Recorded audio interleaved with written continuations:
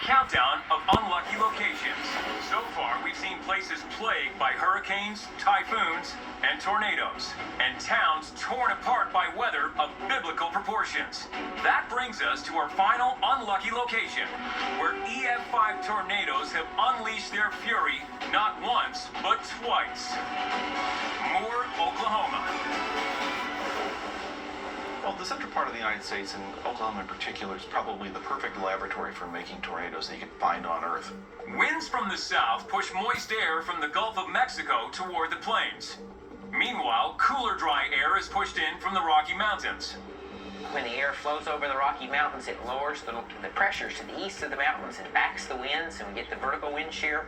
So we get the ingredients for tornadoes in Oklahoma and in the plains more often than other places. Within Oklahoma, Moore is a tornado target. 23 twisters have walloped this city, but 2 stand out. Between 1953 and 2013, there were only 59 F5 or EF5 tornadoes, and Moore got hit by 2 of them. May 3rd, 1999, one of the most powerful tornadoes in history barreled into the city. This was the Uber twister, the mother of all twisters. We're talking winds up to 300 miles an hour. 300 miles an hour. Unbelievable. It's a global record. 36 people were killed, 583 more injured.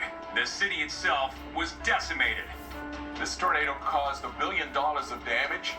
Damaged or destroyed 8,000 homes, more than 1,000 apartments, and about 250 businesses and other types of structures.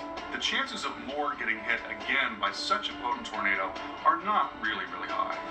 Yet, 14 years later, on May 20th, 2013, this unlucky city was pulverized again by an EF5 tornado. The peak wind speed of the 2013 tornado topped 200 miles per hour, and it stayed on the ground for 37 minutes with a path that was 17 miles long.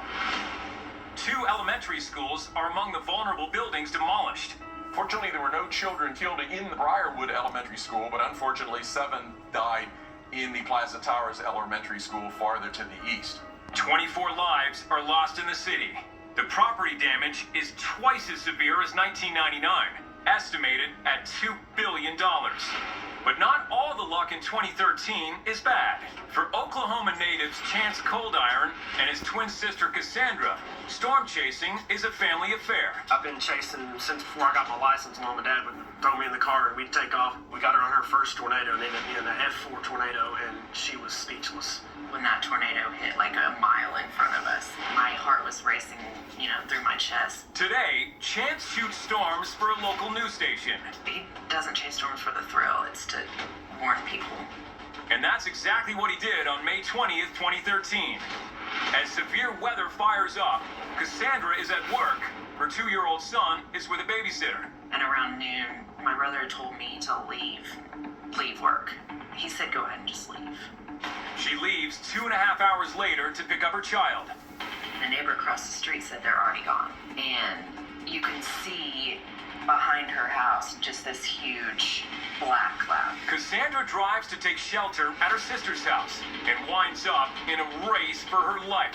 I looked in my rearview mirror and saw that huge ball of blackness. It was incredible in a bad way. Cassandra makes it just in time. Sheltering in a closet, she hears a familiar voice from a nearby TV. It's her brother giving a storm update on the local news. People in Westmore need to be underground on this tornado. When he